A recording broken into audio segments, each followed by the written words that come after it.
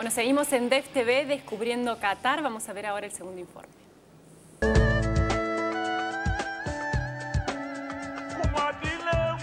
Es el segundo país más pequeño del Golfo Pérsico, pero en pocos años, desde la irrupción del petróleo como fuente de ingreso, se convirtió en una potencia. Al gran crecimiento económico lo acompañó también una serie de decisiones políticas que acrecentaron el poder de influencia de Qatar. Emir's emergence as the most influential leader in the Arab world. In England, he was hosted by the Queen, and last April, President Obama thanked him for helping promote democracy in the Middle East. But the Emir also has good relations with Hamas, the militant Palestinian group that runs Gaza, which the U.S. labels a terrorist organization. They didn't like our relation with Iran, with Hamas, with Hezbollah. But then if you go to the other side, the Iranians, they didn't like to see our relation with Israel. Hamas, they don't want to see our relation with Israel, so it's completely mixed. Una de las características más positivas de las políticas del gobierno catarí es la diversificación de la economía. A diferencia de otros países petroleros de la región, el pequeño estado musulmán supo reinvertir las extraordinarias ganancias de la exportación de combustible en los más variados rubros, siempre con la vista puesta en el futuro.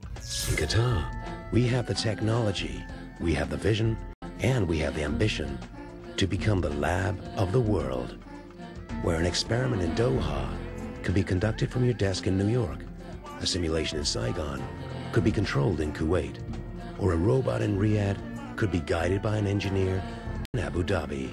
Qatar has long been known as a source of energy and power.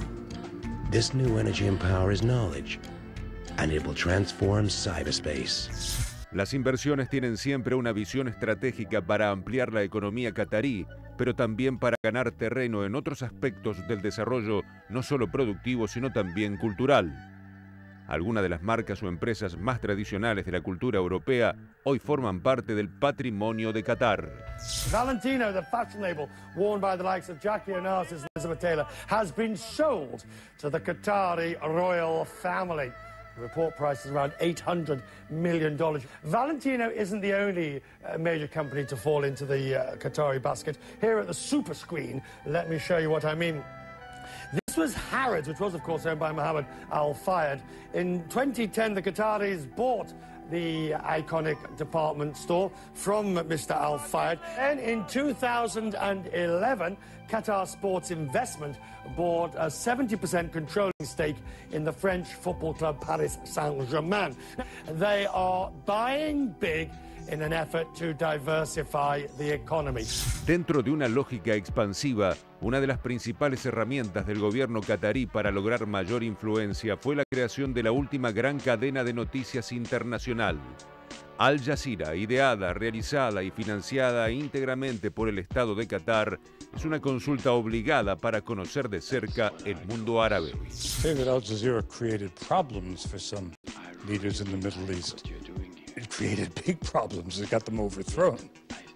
Well, I'm not sure if it's Al Jazeera was behind this. He may not be sure, but others are. Egyptians watched the Tunisian revolution live on Al Jazeera, discussed it on Facebook, and took to the streets. Libyans watched the Egyptians, Yemenis watched the Libyans, and the Syrians watched them all. Al Jazeera has become the region's only real reality show. We are here to reveal everything, to cover everything. That's why they don't like us. We are talking here about Arab governments, Arab regimes. I'm not talking about the Arab people. The Arab people love Al Jazeera. A pesar del gran crecimiento, Qatar tiene grandes deudas internas. Su población, integrada casi en un 80% de extranjeros, está en la mira de organismos de derechos humanos por abusos cometidos en contra de determinada inmigración. Qatar, the home of Al Jazeera and one of the wealthiest countries in the world. If you calculate national riches in relation to the size of the population, it comes out top. But a recent report by Human Rights Watch highlighted the plight of the 1.2 million migrant workers who live here. Many work in construction, and many more will be needed to build the stadiums and other infrastructure needed for the 2022 World Cup. We cannot even return to our countries because we don't have money. This is a typical camp for foreign labourers here in Qatar. Now around 600 men live here and the conditions they live under are shocking. Jay Raz says they were forced to move here recently after the water in their previous camp was cut off because the owner had not paid the bill. He says they had to carry water in buckets from another camp nearby. Qatar crece gracias al petróleo, diversifica su economía y gana cada vez más influencia. ¿Cuál es el futuro de esta nación que con prisa y sin pausa continúa su expansión? Embajador, y cuando uno lee sobre Qatar nota también cómo parte de esta apuesta al cambio tiene un peso también muy grande la educación, ¿no? Y los números impresionantes que están mostrando en las cifras de alfabetización, ¿no?, que están logrando dentro de su población. Eso, de nuevo, reitero, sucede en la mayoría de los países de la región del Golfo. Ha habido un salto cualitativo, pasaron en una generación de tener un 80% de analfabetos a tener un 80-90% de alfabetizados. No es un problema demasiado difícil. Lo que queda es un desparejo, porque la gente mayor, la adulta, que sobrevive a los 50 o 60 años, sigue siendo analfabeta, pero pasa a ser la minoría. Eso no lo he visto como algo tan, diríamos así, excepcional, porque ha pasado en muchos otros lados del mundo. Lo que sí es excepcional, lo que acaba de manifestar esa segunda parte del informe, es el salto tecnológico, que vuelvo a recalcar lo que decía hace un ratito. En eso se distinguen de los otros, en eso son excepcionales dentro de la región, ¿no es cierto? No comparados con otros lados, porque en la India hay un salto cualitativo también, en China ni digamos, pero dentro de los países árabes eso lo distingue a Qatar de los otros, de los demás, sin ningún lugar a duda. Me gustaría retomar un poco algo que comenzó usted a introducir ya al final del primer bloque, que me parece muy interesante retomar, que tiene que ver con esto de la influencia, ¿no?, occidental dentro de Qatar, incluso a través de la educación, ¿no?, como nombraba la presencia de las universidades. Mire, el problema con Occidente ha sido siempre muy parecido. ¿En qué medida convivir ellos, quiero decir, con los países que son diferentes, que vienen del Occidente? Europeos o americanos. Siempre ha sido el nudo de la cuestión. Yo creo que básicamente está solucionado a partir del problema fundamental para cualquiera de estos países de la defensa. Y la defensa de esa región no puede depender solamente de ellos, porque estarían en condiciones imposibles de solucionarlo. No tendrían los suficientes medios a pesar de tener el dinero.